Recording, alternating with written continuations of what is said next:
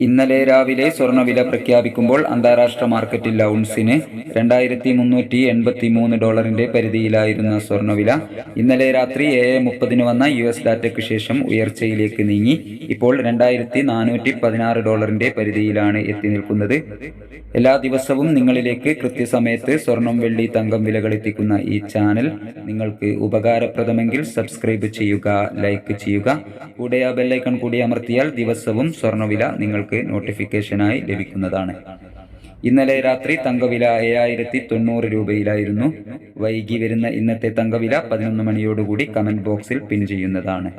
എല്ലാവരുടെയും വിലയേറിയ ഒരു ലൈക്ക് പ്രതീക്ഷിച്ചുകൊണ്ട് ഇന്നത്തെ സ്വർണ്ണവില നോക്കാം.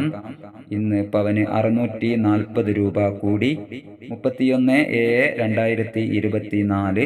പവന് 51,200, ഗ്രാമിന് 6,400. 18 കാരറ്റ് സ്വർണ്ണവില നോക്കാം.